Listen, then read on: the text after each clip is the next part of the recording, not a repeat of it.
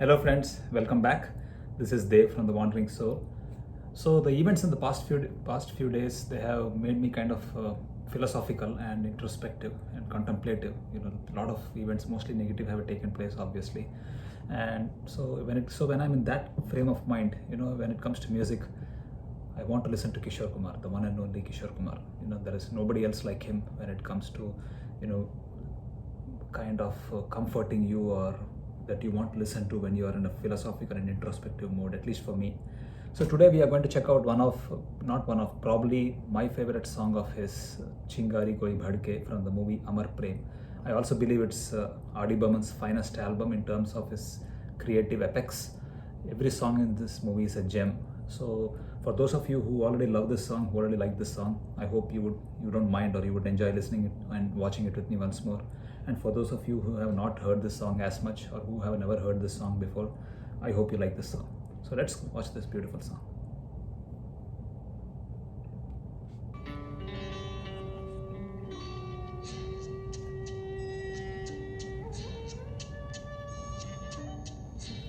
See, right away, the opening music sets the tone and the mood for the song. It's incomparable how perfectly he sets the tune, the mood, right from the word go.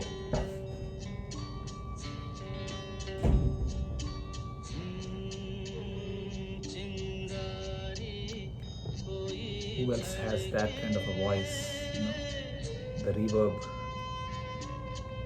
the punch. It's amazing. It's just God's gift. Nobody else has that gift when it comes to the tonal quality that Kishore Kumar had.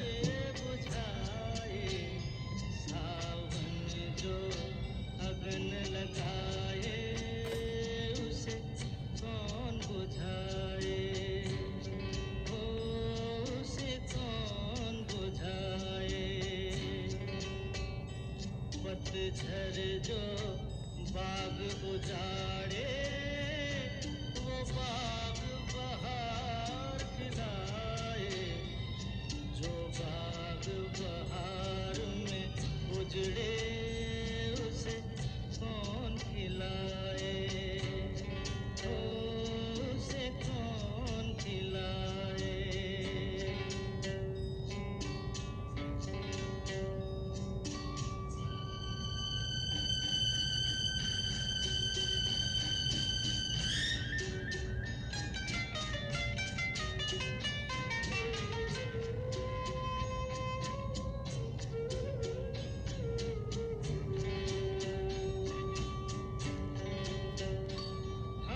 How beautiful Sharmila Tagore looks. So beautiful with the kajal and the dress. It's very beautiful in this song. हमसे मत पूछो कैसे मंदिर टूटा सपनों का लोगों की बात नहीं है ये किस्सा है अपनों का कोई दुश्मन ठेस लगाए तो मीत दिया बहलाए मन मीत जो घाव लगाए उसे कौन मिटाए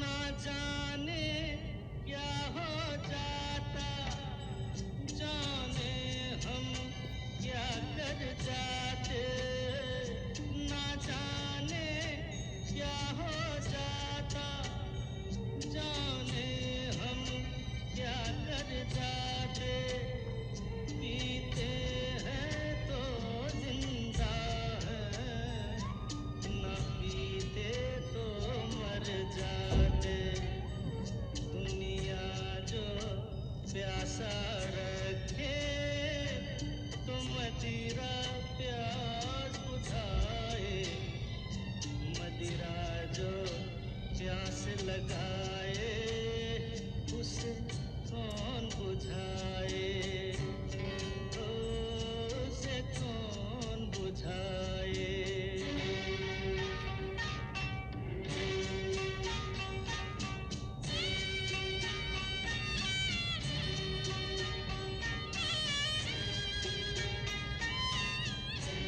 Look at those eyes, you माना know, the kajal, तूफान के आगे amazing. नहीं चलता जोर किसी का। माना तूफान के आगे नहीं चलता जोर किसी का। मौजों का दोष नहीं है, ये दोष है और किसी का। मझधार में नैया डोले तो माझी पार लगाए। माझी जो नाव डुबोए उसे कौन बचाए। ओ, उसे कौन बचाए। चिंगारी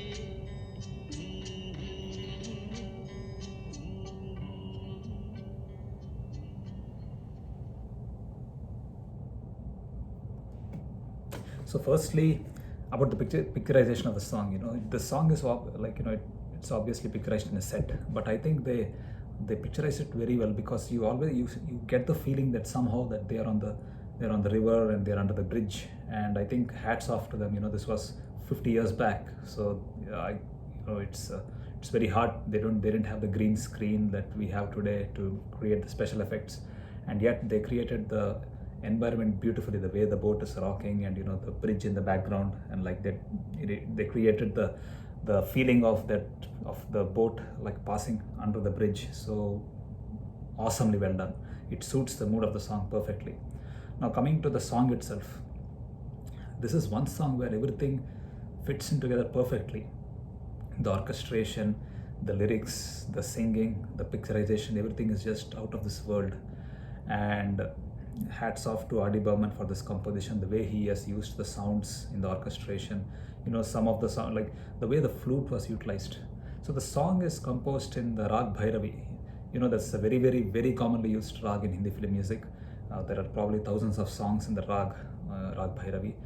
But the unique thing about this, the way Adi Burman has used by Bhairavi in this composition, is how he used the Tivra Madhyam. That is relatively not as common when in the Bhairavi songs that we have heard. I mean, it's not like it has never been done before, but relatively rare. But right from the flute, especially, it just like when Kishore, when Kishore Kumar sings to Savan Use Buj, right there, that the Bhairavi, that that the somb, the waves of Bhairavi like just wash you away, in the depth, in its depths, and the flute has generously used that note. So that's hats off to Adi Burman, for the way he has used the Tivra Madhyam in this song. So now coming to the singing itself, this man, what can you say about this man? He has never had any classical training, in his vocal classical training, and yet the pakad, his sur, his pakad over sur, and his understanding of the rhythm and tal is just uncanny. And even like musical stalwarts, like people who have actually had classical training in music, like for example C. Ramachandran, even Adi Burman, they're always full of praise for for his genius, for how quickly he grasps tunes and how quickly he catches what the music director wants. And not only that, he actually even improvises and comes to the rehearsals like taking the song to another level. So obviously, like every music director has certain comfort zone, has a certain comfort zone when like in which he gives his best. Some music directors don't like the singers improvising and changing like what they originally have composed, so they are probably not as comfortable with this kind of improvisation. But music directors like S.D. Burman, R.D. Burman, C. Ramachandran, some of those music directors, they enjoyed, they didn't mind the singer adding some effects of their own to the song, to the composition, to make it better, at least if they feel it's better. So I think that's why Kishore Kumar worked better with those kind of music directors, who allowed him that freedom, to indulge in his creativity. So this song is the way he starts off, you know, the in the lower octave, you know, the voice, the power, that punch that his voice has in the lower octave is just nobody else or very few people had the punch as well as the Surilapan that he had. You know, I think I can think of Hemant Kumar. He had a lower octave, very good lower octave as well. But the pakad or the Surilapan that Kishore Kumar had in his voice, it's a pure true tone voice that very few singers had. You know, so we have heard like a lot of singers, right, playback singers, right from Saigal all the way to Arijit Singh today. But if you ask me, you know, like through all this 50 to 60 years of Hindi film music that we have, close to, actually not 50, 60, it's like, you know, 80 years close to. So I think very few singers have the tasgi, you know, the tasgi and the freshness and the power that Rafi and Kishore Kumar had. And I think that's one reason why even today people listen to their songs, you know, and they never get tired of it, because the voice quality, the tonal quality, and the freshness and the tasgi, the feeling that they could bring to the songs is just unparalleled even till today. That's my opinion. And looking by the views that people get and the comments that even today's young generation have for these songs, tell me that I'm not off the mark in terms of my feeling on their voice quality. Especially Kishore Kumar, the way he utilized reverb, the way he utilized resonance in his songs, you know, that kind of echoing effect, you know, where he brought out the harmonics. Like for example, in the song O Saathi Re, you know, when he sings that Re, you could feel the reverb in the voice.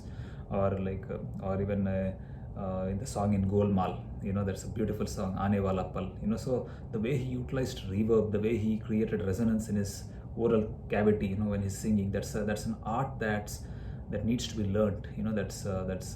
And that nobody taught him that, you know. He learned himself. He understood the essence of music, and that's what made him such a great genius, so unique. You know, nobody else has been able to replicate what he has done.